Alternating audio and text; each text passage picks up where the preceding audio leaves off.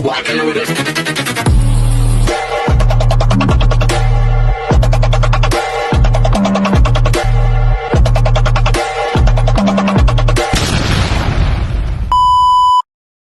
Hi everyone! Good evening! I'm back! It's your Mama Sam dito sa Sam Sam TV. Kamusta naman kayo mga amigo, amiga, kumare at kumpare? Sana lahat kayo ay okay at safe ngayong araw na to. At syempre ko naman ang tatanungin nyo, nakikita naman ninyo, pink na pink ang Mama Sam ninyo. Charot! So kamusta naman kayo? Sana lahat kayo ay okay. And then ayun sa mga kaibigan natin syempre nasa parting Saudi Arabia, ayan sa Middle East. Hello sa inyong lahat. Kamusta po kayo? Sana lahat kayo ay okay dyan. And then of course, sana lahat kayo ay nasa mabuting kalagayan. And then of course, sa mga kaibigan naman natin na nasa parting, saan ba to?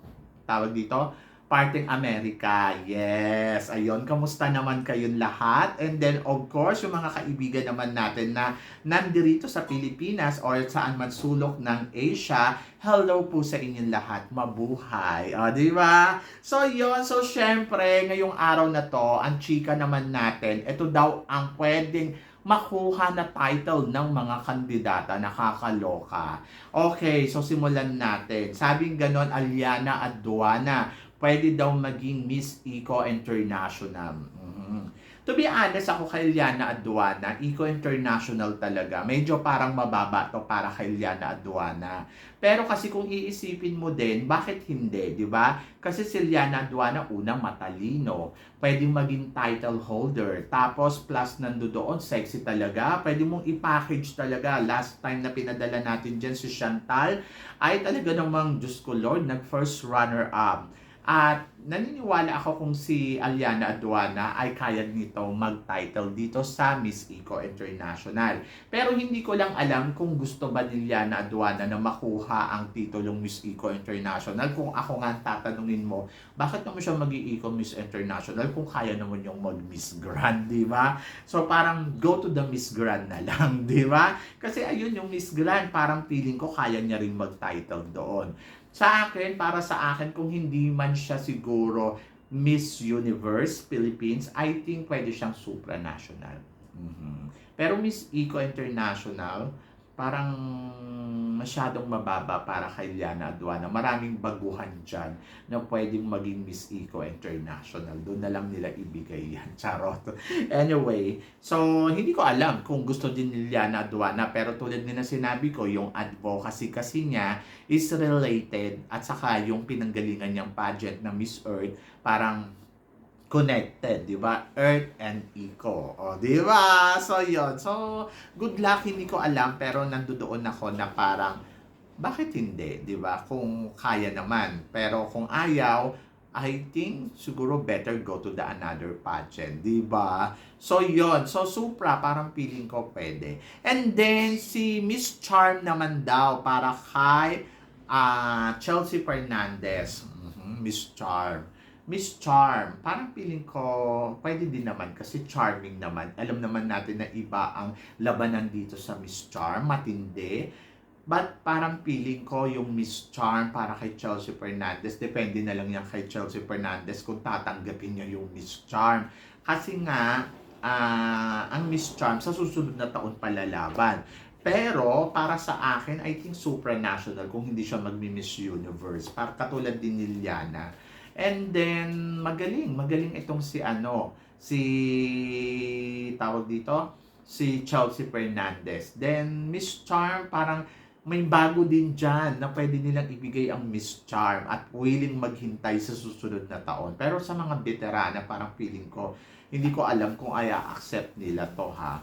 Pero kayo ba, tingin ninyo Miss Charm? Pero pwede din, no? Kasi magaling talaga si Liana sa eksenahan. Anyway, at magaling kumuda. Kaya parang feeling ko, sige, pwede din. Miss Cosmo naman para kay Miss Taguig na si Katrina Ligado. Cosmo, parang sige, palagay natin nandito pa yung Cosmo sa ibibigay sa kanila. Pero parang ang baba naman ng Cosmo. Pero kasi kung rampahan ang pag-uusapan, ay kaya talaga ni Katrina Ligado na makipagpukpukan, di ba? Pero mas gusto ko si Katrina Ligado na maging supranational. Sa totoo lang, supranational okay. Parang feeling ko kakayanin to ni Katrina Ligado. At alam naman natin yung galawang Katrina Ligado. Diyos ko, kakaiba din. And tignan natin, di ba? Malay mo. Oo. So why not? So Cosmo, para kay Katrina Ligado, I think pag si Katrina Ligado, pumayag siya na maging Miss Cosmo siya, manonood na ako ng Cosmo. Promise. So, kasi si Katrina Ligado yung pambato natin. Pero parang feeling ko, kawawa si Katrina Ligado doon kasi masasayang lang. Mhm. 'Di ba? Alam naman natin na ganun yung ginawa nila kay Atisa Manalo. And then si Atisa Manalo daw para sa supranational. So, Atisa Manalo para sa supranational. Okay din. Bakit naman hindi? Eh kung ibibigay sa kanya, eh ganon. Pero syempre, mas gusto ko sana as long as possible makuha niya yung Miss Universe. And then Miss Universe, I think yung isa sa mga talagang target dito ni Atisa Manalo. At alam naman natin na ang beauty ni Atisa Manalo ay papatok talaga sa Miss Universe ngayon kung yan yung ilalaban mo. I'm looking forward talaga kung ano ang mangyayari sa Coronation Night sa May 2, malapit na. So, syempre kinakabahan ka pero nandoon na parang ewan ko, mas tiwala ako ngayon kay Atisa sa mga nakikita kong galawan.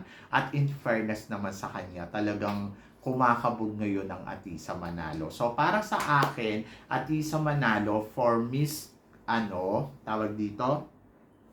For Miss Supranational, okay din lang naman kung gusto ni Atisa. Pero kasi 'di ba kung gusto ni Atisa dapat nung last year pinapipili siya maging supranational pero hindi niya tinanggap. Kahit nga yung Miss Grand ino-offer sa kanya pero hindi niya rin tinanggap. Hindi niya inaano yung offer sa kanya na dito talaga ipapanalo ka na, mananalo ka na, hindi ka na mahihirapan na pag sumali ka ay talagang winner ka, di ba? Pero parang depende kasi, siguro sabi nga ni Mr. Arnold, hindi nila siguro type. Pero kung nag-Miss Cosmo siya, pwede din naman maging Miss Supranational, di ba? So, yun. Kasi nga, nag-Miss Supranational din Si, tawag dito, si, Pauline Amelex, di ba? So, yon. And then, Universe naman daw para kay Winwin Marquez. In fairness naman kasi, wala naman kasi talagang iba na pwede kay Winwin, kundi Universe or nothing lang. Kasi, di ba, gawa nga na married siya, so hindi naman pwede sa, yung married, pero pwede ang overage. Yung age niya pasok doon sa supranational, to be honest. Pero hindi naman siya pwede kasi married na siya. Oo.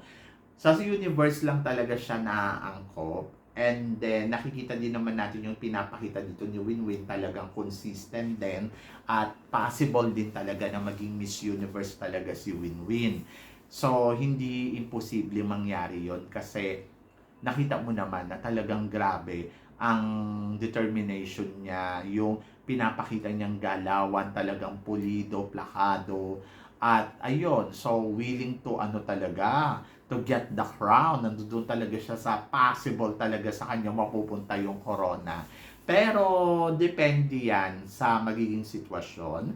Hindi pa natin sure, pero ang akin malaki yung possibility din.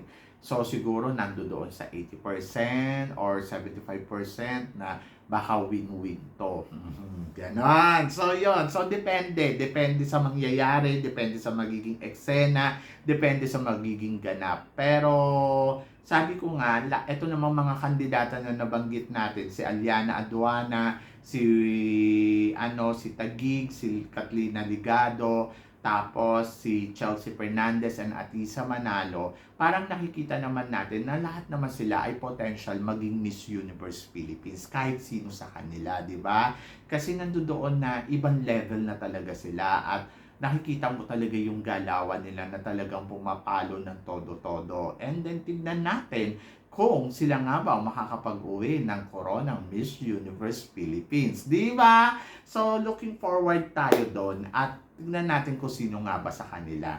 So, yung set ba ng crown ay maganda? Depende kung kukunin nila at tatanggapin nila. But ako para sa akin, yung mga veterano talaga, ang habol talaga nila dito ay universe lang. Ganon.